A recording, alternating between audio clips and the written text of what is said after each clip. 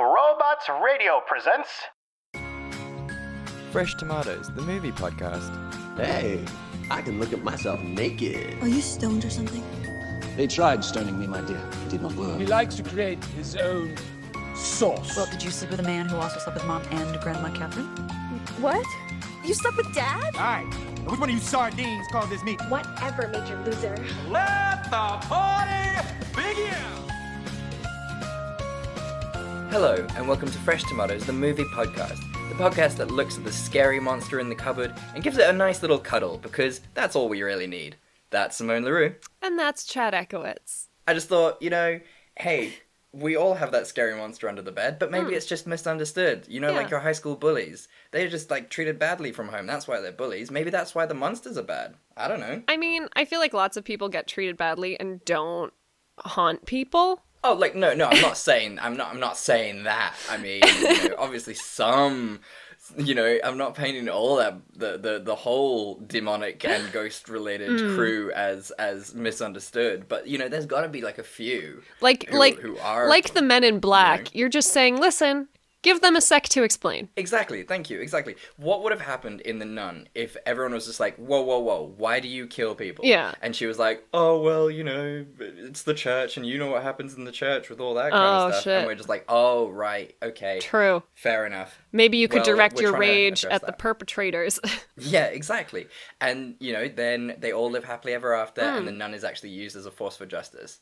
I think you should submit that script to James Wan. Well, you know what? They're doing a Nun 2, which is the most upsetting thing in the world. Why? Thank you, exactly. because the Conjuring series has become so big that James Wan is purely Peter Jacksoning right now. Aren't they also doing another Conjuring? Like they're doing the final chapter thing with Ed and Lorraine Warren? Oh, really? I didn't hear about that one. I believe so, but I could just be completely talking out of my ass. To be fair, it wouldn't surprise me really. They are kind of trying to bleed that cow dry. They really are. Yeah, which is quite sad. But hey ho, you know what? We had 4 good movies, and now we just have other crappy movies to watch, which is the theme of this podcast, getting back on board, where every week we watch 2 bad movies and we tell you whether they are or aren't worth watching. Hey, look at that for transitions, motherfuckers. Look at Can't bring you. this team down. What a professional. So, what movies are we watching this week, Simone? We are doing 2 horror movies from 2019 that did not do so great. We are doing The Prodigy and Countdown. Oh, I'm so excited. Do you know what most surprised me about Countdown? Is the fact that when I googled Countdown, the British competition show Countdown did not come up once. This movie came up beforehand, which makes me really surprised and a little bit mad, seeing as Countdown the show has been on the air for 40 years. British quiz shows are probably one of my favorite genres of show. They're great. They're fantastic. Do you know what Countdown is about at all? Is there anything better? No, not at all. Is it not a quiz show? No, it is a quiz show, but take a guess. I love when we do this game, so take a guess of what Countdown is about. This is my favorite. Okay, so Countdown. Okay. Here it is. There's, they ask the person a trivia question, and they're given, 4 different options, but each option is a briefcase. And in each briefcase is a timer. And they have to select the correct briefcase, and then the briefcase is opened, and then they have to stop the timer before it runs out. And the further down the timer has gone, the less money they win. And if they select the wrong answer, then they obviously win much less money unless they manage to stop the timer really early. Or if they select the right answer, then they stand to win much more money, but the timer is much shorter. Holy shit, that sounds like the best game I would ever play. It sounds very frustrating. It sounds really stressful. I would feel very stressed out. It would just be people screaming. I would watch the shit out of this. And you know what? British quiz shows, would eat that shit up. We could actually make an absolute fortune selling your idea, which is completely different from what real Countdown is. In my head, it's David Tennant as the host, and he's just screaming at people the whole time. And he's like, choose! I would watch the shit out of that. That sounds unbelievable. I think we've made it. I think we know what we're doing for the Gonna rest be of the pitching- week. We're just like coming up with, you know, the mechanics of this game, even though you've done it, and we'll just pitch it. ITV, BBC. We'll go around the entire UK broadcasting conglomerate. We should maybe tweet at David Tennant and ask if he's on board. Oh yeah, definitely, without question. I mean, I'm pretty sure he's not doing anything right now, so why not? Get him involved. Who knows? Would you like to know what Countdown is really about? Please. Countdown is a show where you have 30 seconds and you get to... It's two contestants against each other. They get 30 seconds. One contestant chooses between vowels and consonants to a total of 7 letters. Then they get that 30 seconds to come up with the highest lettered word. They then compete to see who has got the highest lettered word out of the two of them, and the person who wins with the correct spelling and the highest lettered word wins that round. That goes on. So, like, Boggle? Yeah, it's sort of like Boggle, but then there's also the maths round, where what happens is they pick numbers, sort of ranging between 1 to 9, and then 25, 50, 75, and 100. And then they pick a set amount of numbers, and then a randomizer generates a number, and then you have to get to that number using only addition, subtraction, multiplication, and division. And the person who, and also in 30 seconds, and the person who gets closest wins that round. And then just before they go to ad breaks, you get the countdown conundrum, so they give you a clue, and then a series of letters, and you have to solve the conundrum. It's brilliant. That sounds so much fun. It's so much lamer than your game, and I'm really angry that I asked you to come up with this amazing game before we came to the really boring British game that I had to just describe. I'm so sorry. I love British game shows. I love Would I Lie to You? I love QI. Never mind the Buzzcocks. They're all brilliant. I mean, only our small, really ridiculous nation would come up with a game show where people compete against each other to bake and have that be a hit show worldwide. That is insane to me. The Great British Bake Off is a delight, and Nadia Hussein is a national treasure. Oh, she is. She's more important than the Queen. Frankly, I agree. So after that, so what are you drinking, Simone, to counteract the madness that is 2020? So I actually did finally get my hands on some alcohol. Our favorite brewery is open for, like, takeaway beers and growler refills and stuff. Amazing. But I thought, like, let me enjoy it with Rudy, who has been so patient with me in this time. And I'm finishing off our home brew. Okay. It's called Tepache, which is a Mexican fermented drink. It's got pineapple and ginger and chili and cinnamon, and it is just delicious. That does sound really, really good. I went a little heavy on the chili, so like... Spicy. It's spicy, but delicious. That sounds delightful. Would you, after this is all over, will you continue to brew it, do you think? But just like once in a while as a hobby, or is that it for you? Yeah, I'd maybe do it for like a special event or something. But like, it's so much effort, and I miss wine so much, Chad. I know. But look, the restrictions have lifted, which means at some point in the next couple of days, you are able to go and get wine, which must make you so unbelievably happy. Yes, thrilled. The only thing that has stopped me is the fact that the lines outside of liquor stores are like... Yeah, I can imagine they would insane. And we've looked into like ordering online, but obviously all the online stores are full. And there are a couple of vineyards in our area where you can like pick up bottles of wine from them, but they're very expensive. Yeah, and that's kind of not what you need during this time. I just need to down a really cheap bottle of wine. And then I'll be like classy again. Yeah, absolutely. Like to the point where, you know, buy a box wine, take it out and just drink the bladder straight. Just squeeze that little silvery bladder. I actually haven't had box wine in so long because Rudy's like a huge snob. Well, I mean, you guys are, you know, over 25. You shouldn't be drinking box wine anymore. My parents were like, which brand of box wine is the best one for us to buy? And I was like, oh my God. Your parents are the best people in the world and I love them so much. My parents are economical. They're the best. They're so great. And in case you're wondering, they bought a box of Robertsons. I mean, if you're gonna go box, you're gonna go Robertsons. Yeah. How wonderful. So, I mean, I'm not going to be gloating. This isn't supposed to come across as gloating, but I went to the shops yesterday and I saw on the shelves Jack Daniel's Tennessee whiskey, apple flavored, and I thought. Ooh. Yeah, right? And I just thought, I should try that out for the podcast. So I bought a bottle.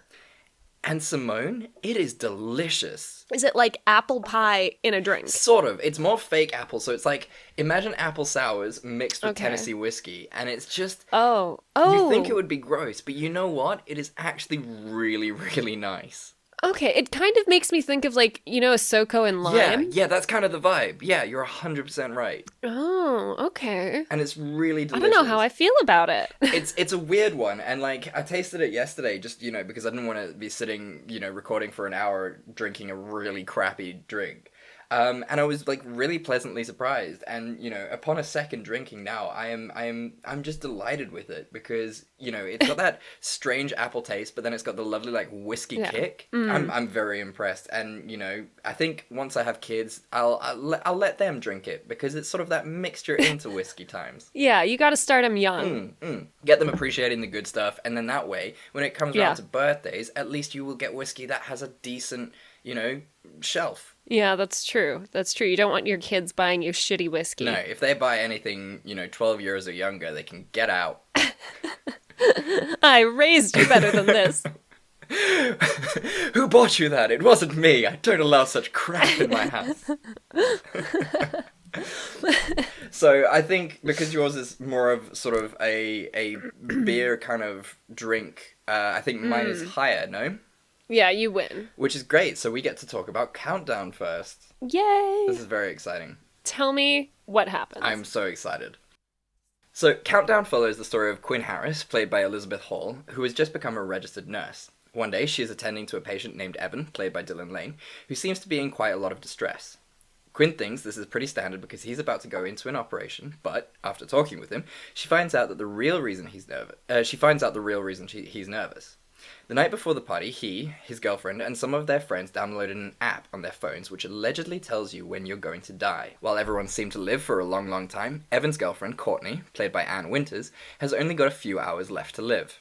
She wants to go home because she's super freaked out, but because Evan is drunk, she refuses to take a lift home from him. As she's walking home, the app sends her a push notification saying that she's broken the contractual terms of the app. She then starts to see some creepy shit. Her clock continues to count down, and even though she gets home safely, locks all the doors, and looks to be alone, she mysteriously dies. Meanwhile, Evan, while drunkenly driving home, crashes his car. A huge pole is sticking through the windscreen into the passenger seat where Courtney would have been had she been sitting there. So that's why Evan is now in the hospital. He is nervous because his time is supposed to run out during the operation, so he really doesn't want to go under the knife. Quinn leaves him alone and goes to speak to the other nurses and doctors and tells them about this app. They all decide to download it. The lead doctor, Dr. Sullivan, played by Peter Facinelli, gets something like 60 years, while Quinn only has 2 weeks to live. Obviously, she doesn't think anything of this until she learns that Evan skipped his surgery but was found dead at the bottom of the hospital steps in what looks like a suicide. However, Quinn starts to worry about the genuineness of the app. She goes to visit her family, and they all organise to go visit her mum's grave in 2 weeks' time, exactly when she's supposed to die. She works this out and believes that this is going to be the trip when she is supposed to die. She thus decides to cancel, and boom, that's when she gets the push notification saying she's broke the terms of the user agreement. From that moment on, she starts to see horrific things, and it's like death is following her. Shenanigans ensue. The movie is still relatively new, so I don't really want to give away the mechanics of how the app works, but in Quinn's investigation, she teams up with Matt Monroe, played by Jordan Calloway, who is the super hot love interest, and Derek, played by Tom Segura, who is the tech-savvy, sassy, back-talking, sarcastic guy who provides the comic relief. Also, Dr. Sullivan, who seems to be really nice in the beginning, actually turns out to be a creep and sexually assaults Quinn, who then fights back, but obviously the hospital takes his side initially because he is a white man. Time ticks on, but Quinn and her team come up with a plan, and spoilers, she survives. The end. What's your cliffhanger? Fuck, I completely forgot that I needed to do a quick cliffhanger for this. So I'm gonna go with that bit where she's talking to the super hot guy. Thank you. You're a genius. Yeah, no shit. You still good? Yep. I got 71 years left. You know, I kind of feel bad that I'm gonna outlive you. Don't. 95 is way too old. I'm happy with my 86. So should I, drop you at your car? Yeah, sure. Except for the fact that my car's right over there. I suppose I'll call you. Nice. Real nice.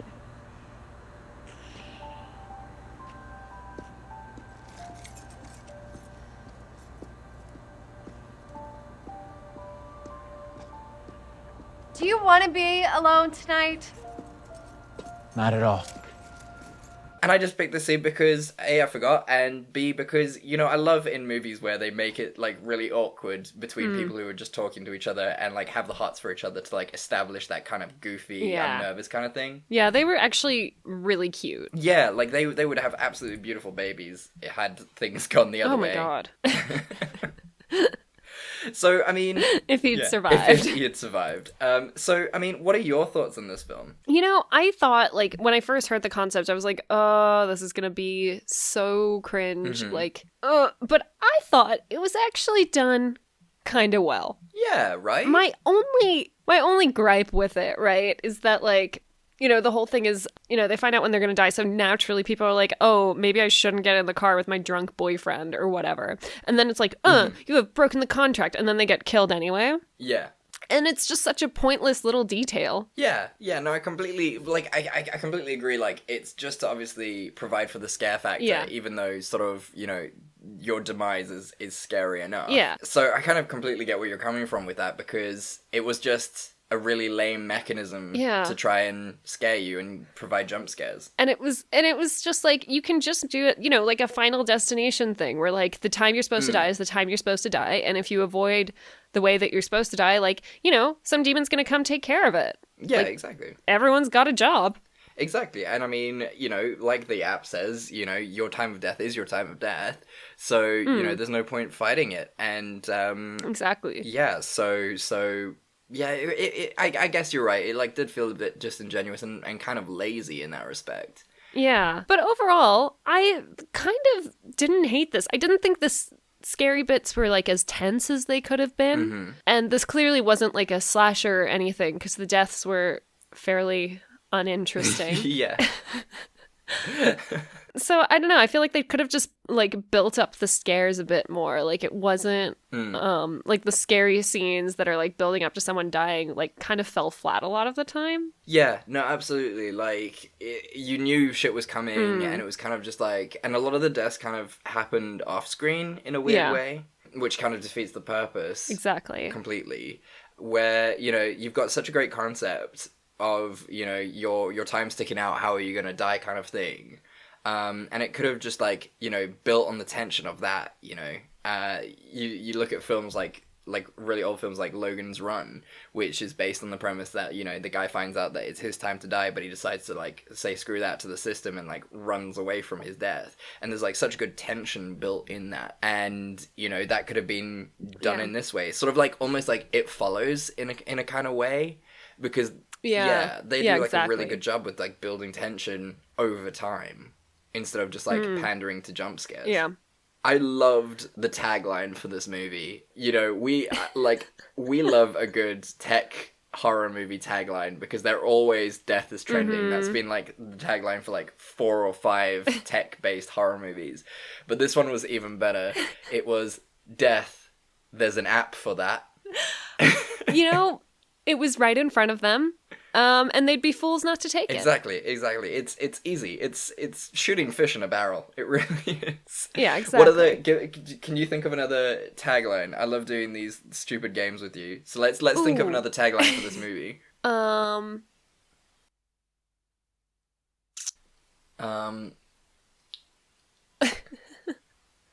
Shit. Get off your phone. That's a good idea. Spending all this time on your phone will kill you. It's like an old person's mantra. Yeah. Okay, I think this has just proved that it's actually a lot harder than we thought it was originally. And we're dicks. And we're kind of just being really mean about this kind of thing. Yeah. So yikes. To all movie execs and people who come up with the taglines, we do apologize. We take back everything we've said previously. Simone, it was very, very cool, actually. So the producers of this movie, the studio who produced this movie, actually came up with a real app that you can download. It is available in the Android Play Store and the App Store on your Apple iPhone. And I downloaded it. So you learned nothing from the movie? I learned absolutely nothing from the movie, but I haven't broken the user terms and conditions, so I'm fine. Okay. That noise was me going onto the app now just to check. Oh, goodness. So I have 47 years, 91 days, 18 hours, 14 minutes, and 19 seconds as of now. So hopefully in 47 years, when someone finds out about this podcast and like listens to this episode, they'll quickly run to their computers and check if I'm still alive, and that would be awesome. I mean, we'll still be doing this podcast in 47 years, right? Oh yeah, I think we're gonna live stream my death, right? Like in 47 years, as the clock reaches 0, we've got to be like here just to see what happens, right? Yeah. Gosh, I'm thinking of downloading it now. That was gonna be my question to you. Like, would you download this? Like, okay, let's go through this like systematically. So first of all, will you download this app? Just to see. I'm trying to download it right now. Amazing. And then what did you just do? Search Countdown? Yeah, it's just called Countdown app. Oh yeah, Countdown app. Death. There's an app for that. Yeah, and it's got like the RAM. Yeah. Yeah. Okay, hang on. And then let's see when I'm gonna die. I'm so excited to see when you're gonna die. Are you gonna outlive me? I'll be so angry if you are. If you could genuinely see when you were gonna die, would you? No, absolutely not. No? I'm so petrified of dying. Like, I would literally do anything to stay alive forever. Like, genuinely, if someone was like, you have to kill a baby to stay alive, I would kill a baby to stay alive forever. That is how afraid of death I am. How about you? Would you? Oh, there it is. The noise. 33 years. Oh, what? Oh no! So that's I'm working out the math now. So you're 26 plus 33. I'm gonna be 59. Oh my god! You know what? That's fine. Like I have never wanted to get really old.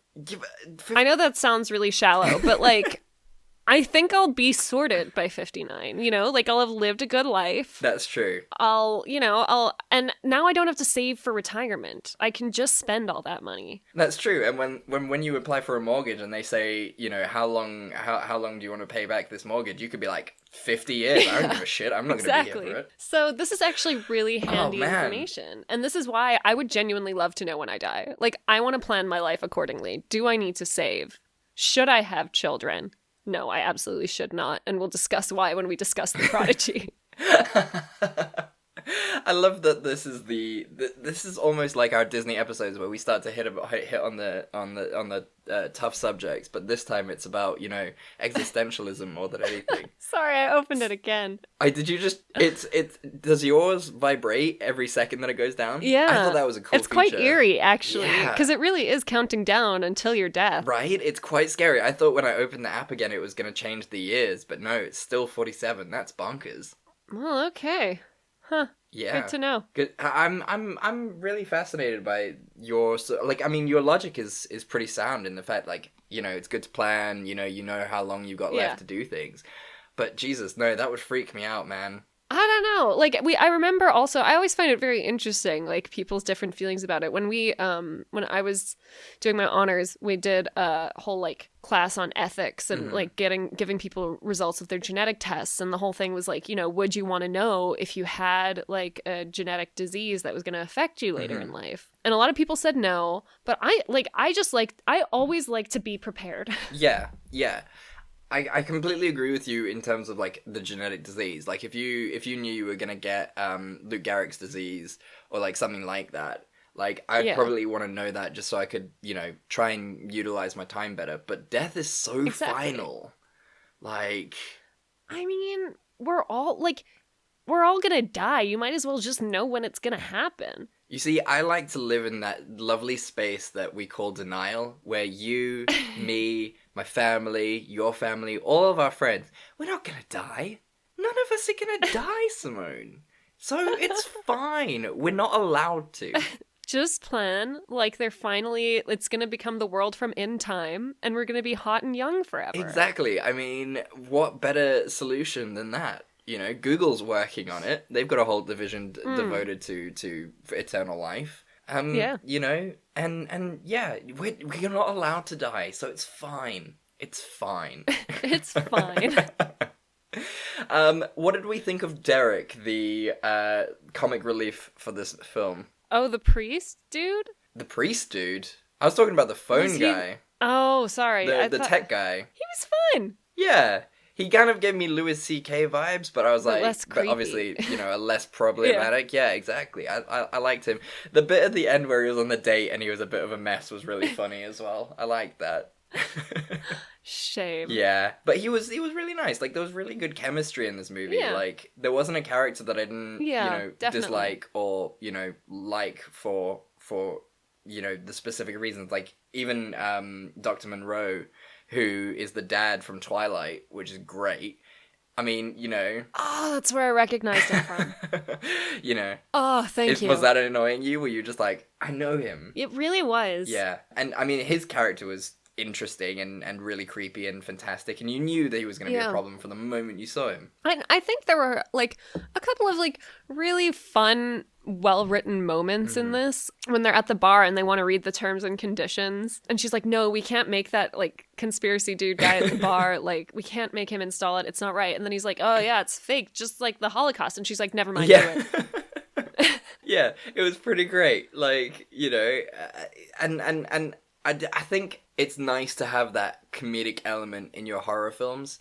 I think it really sort of increases the value. Yeah. Which is really nice. And, like, I think, we see from films like The Conjuring that plays really well. Definitely. I think you need to have these little moments that, like, relieve the tension and humanize the characters. Definitely. To make the horror that much more horrifying, even though the horror in this... Yeah, exactly. You're 100% right. I mean, even though it's a horror story, like, it's the fact that these people should still have normal lives, and that makes you, attach them, and that's why, I know we keep going back to this but, like, that's why Stephen King is so good. It's purely because he makes his characters human. They have normal lives outside of the horror that is happening. And so, definitely. I think horror movies have come a long way since, Yeah. Anything you particularly disliked about this?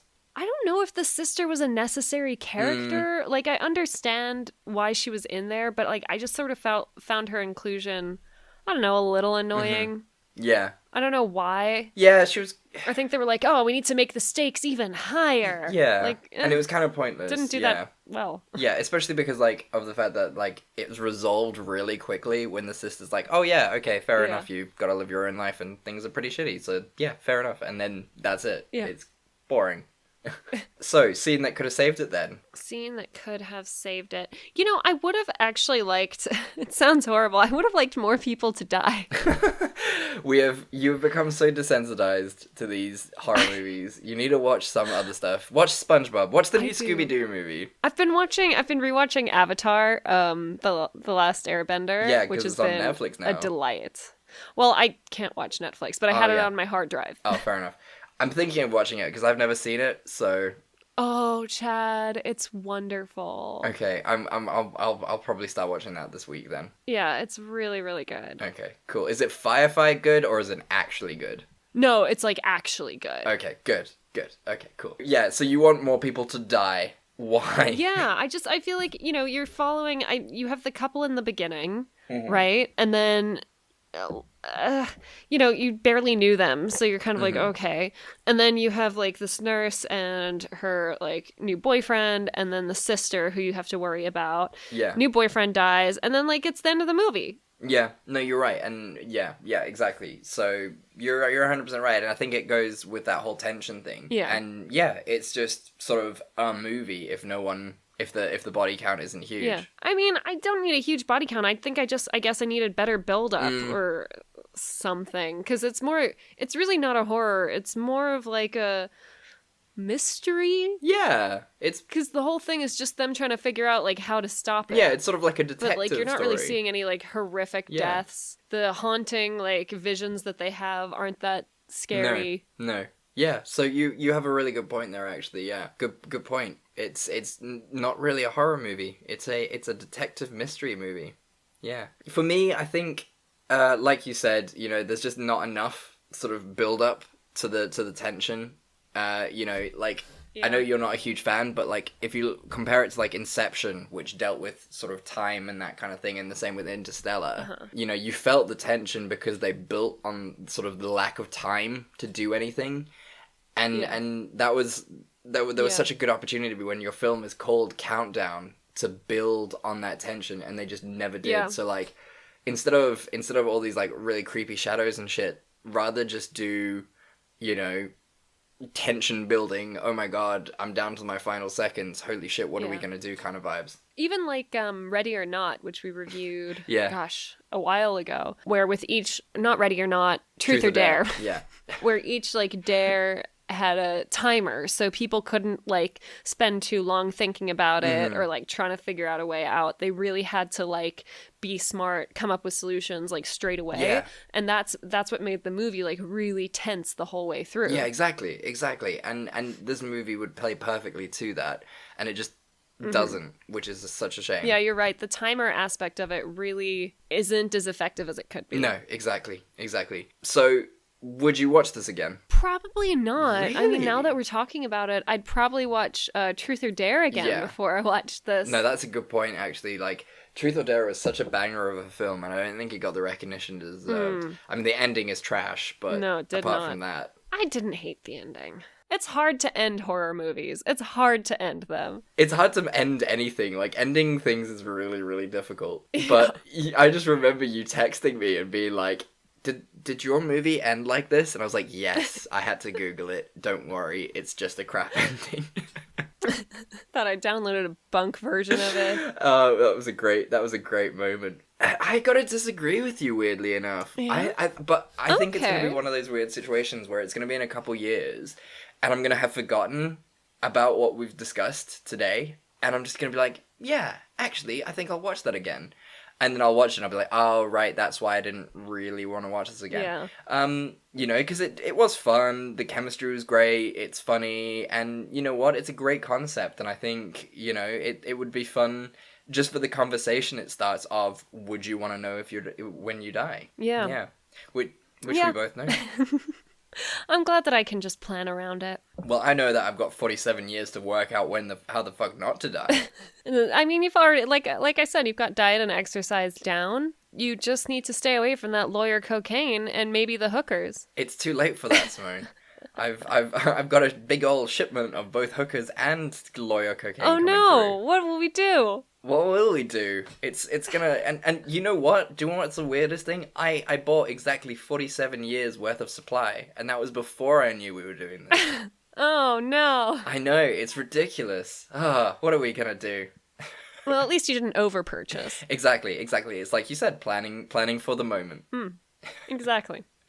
Well, thank you very much. That was good fun. I'm glad we could was fun. watch Countdown. Yeah, I'm glad that we checked it out. So, tell me about Prodigy. I'm dying to hear your thoughts. Oh gosh. Okay, so The Prodigy.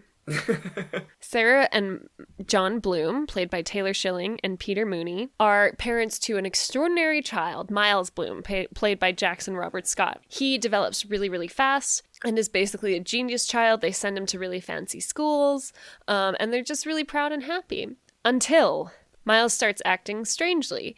He starts hurting the children around him, saying weird things and talking in his sleep. Concerned, Sarah takes him to his doctor, Dr. Strasser, played by Paula Boudreau, who refers her to Arthur Jacobson, played by Colin Fiore. Together, they broach the subject of reincarnation. They believe that sometimes when a soul has unfinished business on Earth, it enters the body of a newborn child. In this case, it turns out that Edward Skarka, known serial killer who chopped off the hands of his victims, reincarnated in Miles because he died as Miles was born, and he wants to finish off the job on his final victim, Margaret, played by Brittany Allen. Naturally, Sarah does not believe them at first. She thinks it's ridiculous, but as Miles' behavior becomes more and more concerning, and he eventually kills the family dog, she takes him back to Arthur and she says, "Fix him." And by this point, Edward Skarka, played by Paul Fateau, has more or less fully taken Miles over. He threatens Arthur, basically says, you have to tell her that you're wrong and there's no past life in me or whatever, because you're not allowed to help her. Sarah While in the car with his dad, John, Miles realizes that his parents are going to try and institutionalize him, so he stabs John and crashes the car. John is now in a coma. Sarah realizes that it's up to her, and she thinks that the only way to help Miles out is to get Margaret killed so that Edward Skarka has completed his work and his soul can move on. She tracks down Margaret and tries to kill her, but realizes she can't. Unfortunately, Miles is there, fully possessed by Edward Skarka, and he kills Margaret horribly. Sarah follows him out to a nearby field where Edward informs her that Miles is fully gone and will never be able to come back, and he now has full control of the body. Sarah decides she will not let Edward take her son's body and aims the gun to shoot him, only to be shot in the back by a farmer who thinks he's saving a child's life. As the movie ends, we see Miles being adopted by a kindly family where Edward can start his work again. Ooh. So, then, what is your cliffhanger? Oh, it's got to be this one. Mommy, will you always love me? No matter what I do? This scene is why I never want to have children. Right, okay, we're hitting it right off the bat. Explain yourself. Why do you never want children? So, I have enormous Disney princess eyes. Yes, that is true. It's like literally looking into a deer. Thank you.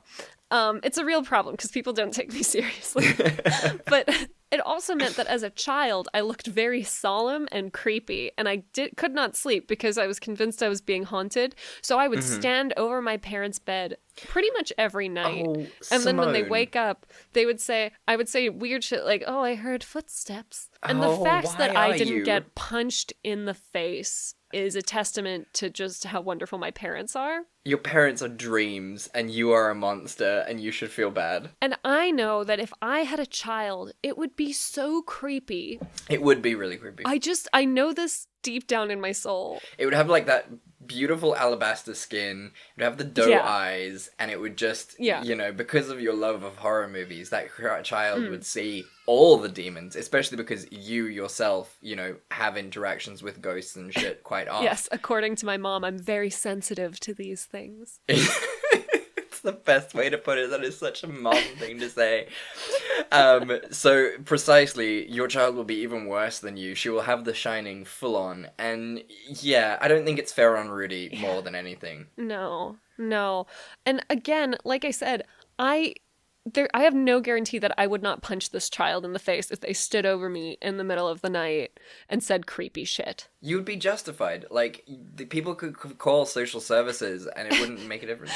And I also know I shouldn't have a child because when Miles was being a little shit and acting out and like being a dick to his dad, I was like, someone needs to beat that kid. Right? Okay, yes, I completely agree with you. You know, there's nothing wrong with a little smack on the bottom. I had it. I'm not too sure if you had it, but from what you've said, I think you definitely did. And we turned out fine. We have a reasonably successful podcast and we're both doing just fine in this millennial hellscape. I have crippling anxiety associated with failure, but okay. I mean, who doesn't really? I'm a person who would kill a baby just to stay alive. So I think we've got our own problems, but it wasn't from being hit as a child. Look, in all fairness, I know like studies have shown that like smacking kids actually isn't like the most effective form of discipline, blah blah blah. Like I understand that, and obviously like I don't condone like abusing your children or whatever. No, absolutely not. But like this weird American version of scolding where they're like, "Hey, it's not okay that you said that," and then there's like no form of punishment is wild to me. Yeah, you can't reason with a child. They do not have the ability to reason. And so it's going to be very ineffective. Did I ever tell you about that time? Like, I was, like, really acting out as a baby, and my parents told me this. I was really acting out as, like, a little kid, and I was just, like, screaming, and my dad just turned around and just screamed back at me, and I was just so shocked that I just stopped screaming. And I think that's funny. Brilliant parenting right there. Sometimes you need a taste of your own medicine. Exactly. And I think it just works. And, like... So this movie also kind of reminded me like a little bit of Brightburn. Right? Yeah. I feel that. Also in that, like, I understand they kind of center on the mom as like the main character. And then the dad is just sort of like peripheral. And in this, they made it kind of interesting because they chose to give the dad a background where his father was clearly abusive. So he was very wary of potentially also being abusive, which I thought was a nice little detail. Yeah, no, I completely agree. But then, like, he understandably loses his shit because this kid has been antagonizing him all day, and then, like, the dog is missing, and he's pretty sure the kid does it. So he yells at the kid and hits, like, something on the desk beside him, and the mom full-on kicks him out of the house. Look, like... I was like, what? Like, that does feel like a crazy overreaction, but I guess, like, as people who aren't parents, like, we don't really know, like, but, like, from what it seems, like, the maternal instinct over your kid, like, and if you know that your husband, you know, unfortunately, you know, that horrible cycle, you know, people do break it, and I'm not saying that, you know, everyone who has been abused is an abuser, but, you know, like, there are records of that, and I think as a parent, like, you know, but that's not to say, like, her reaction was completely off the chain. And it's always, like, these weird movies where the parents aren't, like, a team. Yeah, right? Like, she takes him to the doctors, like, by herself, and then comes back and doesn't really mention the whole thing about reincarnation until he, like, walks in on her watching the video. And I was like, if a doctor told me that my son was, like, the reincarnation of a serial killer, I could not run home fast enough to tell Rudy. Yeah, right? Exactly. Like, you're supposed to be a team on this thing, and that's, like... Yeah. Like, I mean, we discussed this when we did the Addams Family, but it was the fact that, like, so many couples portrayed in movies just aren't a team like they're supposed to be. And it's just insane. You're supposed to have, like, that open communication, especially, like, if it's a really healthy relationship, which this is... posed as like a really healthy relationship at the beginning of the film because they talk about everything. Yeah. But then like she's just like, no, you can't know shit. And also the second you have a little bit of an outburst, you're out the fucking house. Like, and then but then again she also goes to kill someone at the end, which is pretty irrational. Pot kettle. Did you find this movie scary? Oh no. Yeah. There were bits where I was just like, okay, that's pretty creepy. Especially, like, look, the kid, whose name I've completely forgotten, who's absolutely brilliant. Miles, played by Jackson Robert Scott. Yeah, that child actor. He's brilliant. He was in It. He's little boy. Oh, shit. He was Georgie. Georgie, yeah, that's the name. Yeah, he's Georgie. So he's like a horror movie staple now. He is creepy as shit. He did such an amazing job. Like, he did incredibly well in this film, and, like, I'm really impressed by his thing.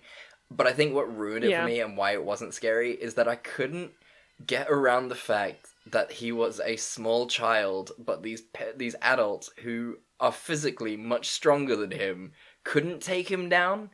And that really confused me because even though he's a grown man trapped in a child's body, he's still got the physical attributes of a child. And you can kill a child pretty easily. Yeah, I was so confused, like, at the point where he walks into the kitchen, and he's, like, threatening the woman. I'm like, kick him in the head! Like, what are you doing? Right? He is a child. Like, it's not that hard to kill children. I know this is something we should get put on a t-shirt. This is what we're getting put on the new t-shirts. It's just, it's pretty easy to kill children without context. But yeah, like, that kind of ruined it for me because I was like, what are you guys doing? This should be really easy for you to solve, and it just wasn't. What did you think? Did you think it was that scary? I thought that there were one or two scenes that were, like, properly scary. I think, like, something about this little boy, like, very, like, the imagery of the little boy very quickly being interchanged with this, like, grown-ass, dead-eyed man. Yeah. Was very scary. That scene where she walks in on him doing the Rubik's Cube, and he turns around and he has a man's face. Yeah, right? That was excellent editing. Fucking terrifying. That was excellent. And I liked the scene, where she has that dream where she's in the dark hallway. And the kid runs towards her, and then back out of the shadows comes this grown man jumping on her. So good. It's so good. It's like that scene in, is it Annabelle or is it Conjuring 2, where she, like, closes the door and opens it, and it's the grown woman. Do you remember that scene? Oh, I don't remember. It's so good. But I love when they do that. That trick shot is just so good. I also loved, like, I was really freaked out by the scene where he's, like, talking to the psychiatrist and he's just like, oh, I put, you know, pubes in my teeth and shit. And he's got, like, that menacing look on his face and his, like, teeth are gross. Yes! I was so impressed by that. Yeah. Yeah. No, again, I really can't praise this child actor enough. Like, he did such an amazing job. Yeah, I think we're going to see loads more sort of horror films with this kid in, like... You know, Yeah, I he's hope so so. good. He's so good. Is there anything that you particularly didn't like about it, apart from the sort of obvious mechanic of the fact that the kid is a child and could be easily defeated? You know, I actually really liked the ending, so I'm not going to hate on it too much. I thought that was pretty solid. I think the build up at the beginning was really not amazing. Okay. Like, you know, he like hits a kid and sort of causes the babysitter to like have an accident with the glass bottle thing. But that's it. Like, those are two fairly innocuous things. Yeah, it's only like it escalates really quickly when he then beats that other child to death with a wrench. I mean, he doesn't even beat him to death. He just beats him. I think the kid survives, right? I can't remember. That's crazy. But like, yeah, it escalates really heavily quickly. Yeah. Yeah. And then he's like killing the dog, which, oh, I hate it when the dog dies. Yeah, it is really sad. The dog didn't do anything. Leave There's no it need. alone. There's no need for that. You know, even Ryan Reynolds in The Amityville Horror felt bad when he killed the dog by accident. It was such a good dog. It was a good dog. It was a good dog. So would that be your scene that could have saved it? Just saving the dog? Yeah, just sort of... No, well, also just better build up to him being creepy, because at first you're like, I don't know, he could just be like an angry, understimulated kid. Yeah, exactly. Like, frustrated and, you know... Yeah, exactly. Like, more confusion, I guess, over, like, what's wrong. Yeah, and then I also wasn't super convinced by the psychologist who's like, you know, many cultures believe in reincarnation. It's only in the West. It's like, well, that doesn't make it true. Yeah, that's, it's pretty unsound logic for someone with a PhD. Yeah. That being said, I always love those stories that you see on Reddit sometimes where like kids say really creepy specific shit about like how they died, or like it seems like they're remembering a past life. Like, that's really fun. Yeah, those kids are creepy as shit, and it's always fun to like when you discover like there's some truth in what they've said. It's always super creepy, and it's great. Yeah, my child would do that. Your child would do that, and it would be awful, and, you know, we would visit, and no, don't have children, don't procreate. Not because your kids wouldn't be great, and let's be honest, if you and Rudy had a kid, that jawline would be fucking off the chain. He could open beers with his jaw. You could grate cheese on that on those cheekbones. Exactly, and you're both very physically sound. So I mean, you know, it would be a beautiful child, but so evil. A creepy child, a creepy child. Like, I don't know. Like, can you imagine having to tell people like, listen, I'm bringing my kid. They are quite creepy, so just so you're aware. Knowing you as well, you would have twins, and they would always hold hands like the Shining girls. I'd specifically go out of my way to dress them different, and they'd somehow end up matching every time. You say somehow, you know it would be me. I would send them identical dresses all the time. Oh, God. I think apart from the obvious ones that we've spoken about, for me, like the scenes that could have saved it were if they were more of a team, I think it would have made the tension even better, because then there's actual stakes, you know, and the fact that like this child is a child, it kind of defeats it. It's sort of like The Omen as well, you know? Yeah. And this has got like a lot of similarities to The Omen, but it just like forgets the fact that this is a child. And this child, like, the difference I think between this and The Omen is The Omen, that kid seems really innocent, and like everything bad that happens is sort of circumstantial, where this kid is obviously evil. And I think that's the difference. If you, like, The Omen, you could be like, okay, well, you know, it's not beyond reasonable doubt that this kid is evil, where the kid in The Prodigy is just like, you know, he's fucking evil. Oh, yeah. And so it kind of just didn't make sense. It didn't translate as well of like, oh, he's just an innocent kid kind of vibes. Yeah. Yeah. So I would just wish... Yeah, I agree. Would you watch this again? Would I? No, I wouldn't. If I'm gonna watch it, I'm gonna watch The Omen. How about you? You know, I weirdly would. I enjoyed... Like, I thought the scary scenes in this movie were scary enough that, like, I'd check it out again. Wow. I mean, there were just some really solid, creepy elements. That scene with the babysitter where she counts to 10 for the first time and the kid's still fucking standing there. Yeah, that is pretty good. That is pretty solid. And I don't know, I really liked that whole aspect of like, you're terrified of your child, but your child's still like, Mom, can I sleep with you? And you have no good reason to say absolutely not. And you're just like lying in bed with this creepy little hand on your shoulder. Like, that was amazing. Yeah, it is a good scene. It is a great scene. Wow, fair enough. You know what? Good, fine, fair. Good point. Well, this has been a great week. I love doing horror movies. Yes. It's always fun. Me too. So, Simone, how have you been? What's your optimistic thing? I have been better. I'm still having internet problems, everyone. I can only apologize. It is entirely out of my control. But my optimistic thing for this week is, today I was having a terrible day, but because I was trying to like push myself and stay busy during lockdown, I joined a writing competition. Oh, that's so cool. Yeah, it's like a horror writing Discord, and then there's like each round is a different theme, and like people win or lose each round. So I submitted my first story for the first round, and I got a really nice review for it. Oh, that's awesome. Like, the critique basically said it was like perfect. Oh, wow. That's so cool. Which was exactly what my heart needed today. Yeah. I feel like if they had come back and said, you need to make lots of changes, that would have been really, really sad. That's so cool. And I think that's the one nice thing about lockdown, or the thing that I've been enjoying, is like I've really been able to sit and force myself to write, and I've gotten so far like 2 stories that I'm really happy with out of it.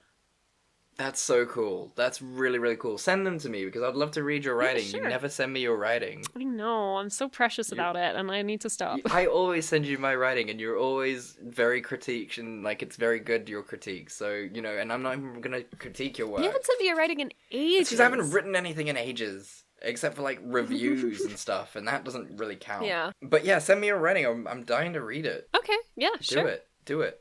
I will. Fine. What's your optimistic thing, Chad? Well, Simone. Very fighty today. We are. Look, you wanted a fight, we're bringing it.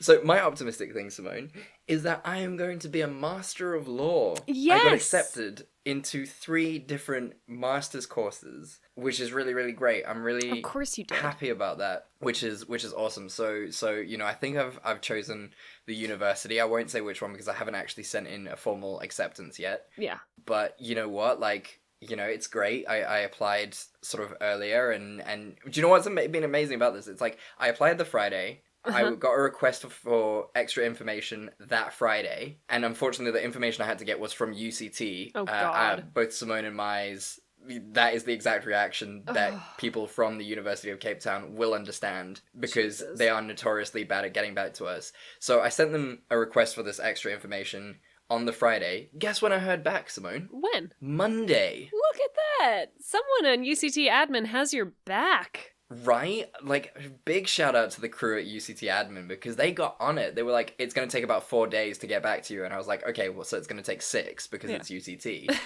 And then they got back to me on the friggin' Monday, like one day. That's and amazing. I was like, what? That is crazy talk. And then I got accepted on the Tuesday to most schools. And then, so yeah, it's been pretty amazing. And I feel really, really happy about it. Oh, I'm so chuffed for you. And I'm just so thrilled and proud of you. Thank you, dude. I really appreciate that. And you know what? Even though you're not a lawyer, I'll share my lawyer cocaine with you. That's so kind of you. I don't know if I'm ready for it. Actually, also, on a similar note, maybe it's worth celebrating, Dan Watson. Yes! Got his PhD. PhD. Shout out to our very, very dear friend, who is now essentially Dr. Watson, right? Dr. Watson, at last. I mean, we joked about it for years, and here it is. Yes. Congratulations, and Dan. now it's happening. It's so cool. Yes. It is so cool. So yeah, big snaps to Dan.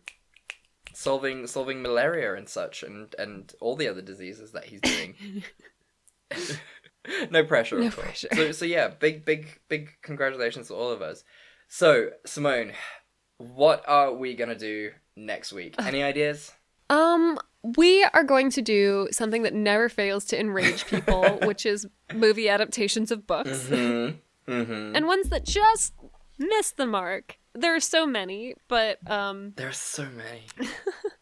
The 2 that we are doing are The Golden Compass. Yes. And The Dark Tower. Love me some Idris Elba. Oh, how could you not? I love me some Matthew McConaughey, so we should be fans of this film. Yes. But something tells me we're not going to be, Simone. Is it the Rotten Tomatoes score? It could be. It could also be that they try to cram 8 very long books into one film. Who knows? It's gonna be I interesting. can't believe it. It's gonna be a hell of a week. I'm so excited. So guys, thank you so much for listening. We really, really appreciate it. Yes. Especially during this time. Like, there's a lot of stress going on. There's a lot of craziness in the Yeah. world, and we just hope that we're bringing, you know, at least an hour of joy to you every week. And you know what? There is no wrong sort of way to react to everything that's going on. If you need to disconnect, disconnect. If you need to stay involved, stay involved. If you need to just, you know, swim, I don't fucking know, do whatever that will sort of calm you down, that is legal, lawful, and consensual. And you know what, we're always in this together, and you know, if you do need to talk, there are people out there who you can talk to, so never feel like you're alone. You are surrounded by everyone, and we're also here every Tuesday and Thursday to give you an hour of happiness as well. And if you appreciate us, even if you don't, why not leave us a rating? Why not leave us a review? It really helps us reach more people and share the optimism, because I think that's the one thing that we can definitely inject more into the world. And, you know, if you want to chat to us, where can they chat to us, Simone? They can talk to us on Facebook or Instagram at Fresh Tomatoes Podcast, on Twitter at Fresh Tomatoes MP. They can email us at freshtomatoespodcast@gmail.com. Boom, town, shake the room. That, I wanted that to rhyme and it just didn't. I don't know. Oh. I know. I'm sad for myself. But guys, thank you so much again for listening. And as we say at the end of every week, we love you and there's nothing you can do about it. Bye!